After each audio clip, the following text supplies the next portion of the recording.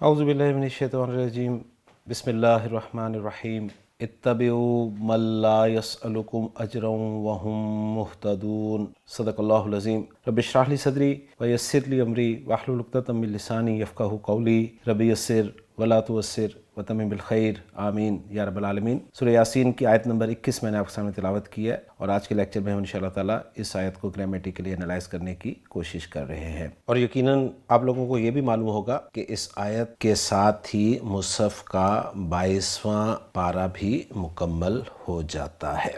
تو چلتے ہیں جی آیت کے الفاظ کی طرف، اور پہلے ہم اس آیت میں دیکھتے ہیں وقف کی تو کوئی علامت ہمیں نظر نہیں آ رہی، لیکن ایک واو عاطفہ نظر آ رہا ہے جس کے بعد ایک مکمل جملہ ہے۔ تو اس آیت کے ہم دو حصے بنا دیتے ہیں۔ پہلا حصہ ہوگا اتبعوا من لا يسألكم اجرا، اور دوسرا ہوگا وهم مهتدون۔ تو پہلے حصے کے الفاظ سے بات کرتے ہیں جی۔ پہلے حصے میں پہلا لفظ اتبعوا ہے، یہ فعل امر ہے، تا با عین حروف مادہ باب افتعال، اتبع یتبع اتباعاً، اتباع کرنا، اور باب افتعال کا حمزہ چونکہ حمزۃ الوصل ہوتا ہے، اور ہم جانتے ہیں کہ فعل امر میں جو حمزہ ہوتا ہے اس پر یا تو زیر حرکت پڑی جاتی ہے یا پھر پیش حرکت پڑی جاتی ہے، اور اس کا اصول ہم لسان القرآن کورس میں تفصیل سے پڑھ چکے ہیں۔ مجھے یاد ہے کہ جب میں نے عربی گرامر نہیں سیکھی تھی تو بڑی حیرانی ہوتی تھی کہ کس طرح سے جو ہیں وہ قراء حضرات جو ہیں جب اس آیت کو الگ سے پڑھتے ہیں تو اس الف کے نیچے زیر پڑھتے ہیں،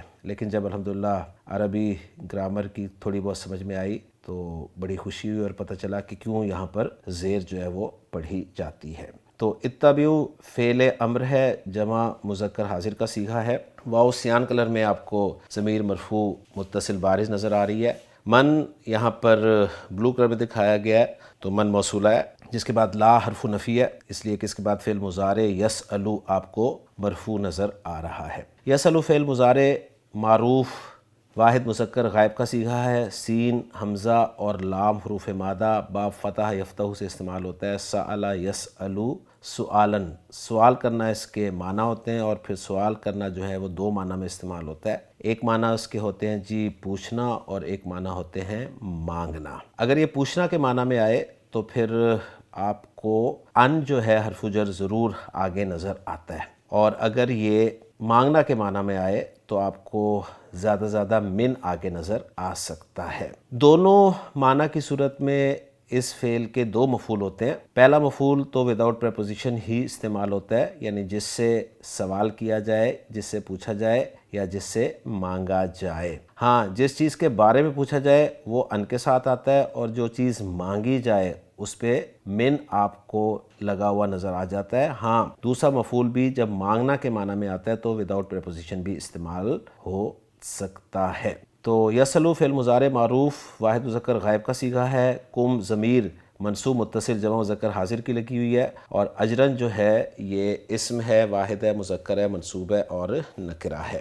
الفاظ پہ بات مکمل ہوگی، الفاظ کو جوڑ کر جملہ بناتے ہیں جی۔ اتبعوا فعل با فاعل ہے، ترجمہ تم پیروی کرو۔ کس کی پیروی کرو؟ وہ مفعول بھی ہوگا، تو وہ شروع ہو رہا ہے جی من سے، کہ من لا یسألکم اجرا۔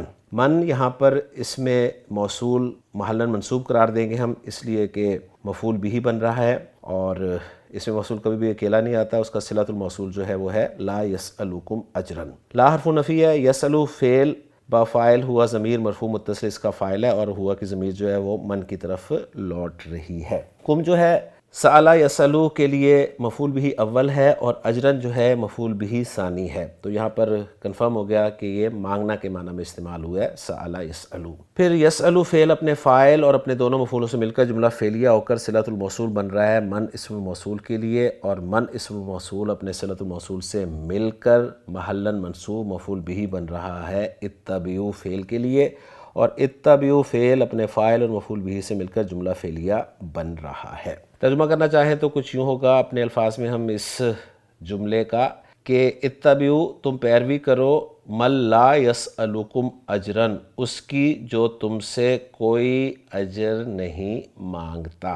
اب چلتے ہیں جی اس آیت کے دوسرے حصے کی طرف، اور وہ ہے وہم مہتدون۔ واو عاطفہ ہے، ہم ضمیر مرفوع منفصل جمع مذکر غائب کی ہے، اور مہتدون جو ہے یہ صیغہ صفت اسم الفاعل ہے جی۔ ہا دال اور یا حروف مادہ باب افتعال سے استعمال ہوتا ہے اہتدا یا یہتدیو اہتدائن، اور اس سے پھر اسم الفاعل کا صیغہ بنے گا جی مہتدیون، اور چونکہ اس میں منقوص ہے تو مہتدن ہو جائے گا۔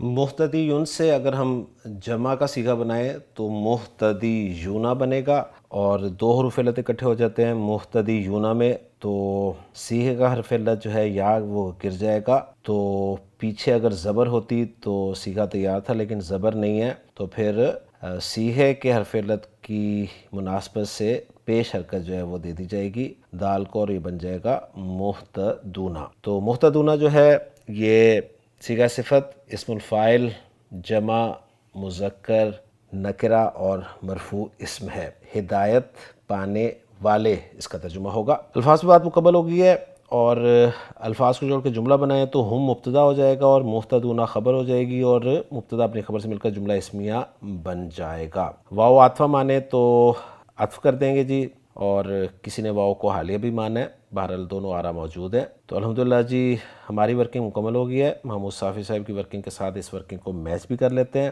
اور اب ہم اس آیت کا ترجمہ دیکھتے ہیں جو عبدالسلام صاحب نے کیا ہے۔ عبدالسلام صاحب اس آیت کا ترجمہ کچھ ان الفاظ میں کر رہے ہیں، اتبعوا من لا یسألکم اجرا، ان کی پیروی کرو جو تم سے کوئی اجرت نہیں مانگتے، وہم مہتدون، اور وہ سیدھی راہ پائے ہوئے ہیں۔ تو الحمدللہ جی آج کے لیکچر میں سورہ یاسین کی آیت نمبر 21 بھی ہم نے گرامیٹیکلی انالائز کر لی ہے۔ انشاءاللہ تعالیٰ اگلے لیکچر میں اگلی آیت کے ساتھ آپ سے ملاقات ہوگی۔ سبحانک اللہم و بحمدک، اشہد ان لا الہ الا انت، استغفرک و اتوب الیک۔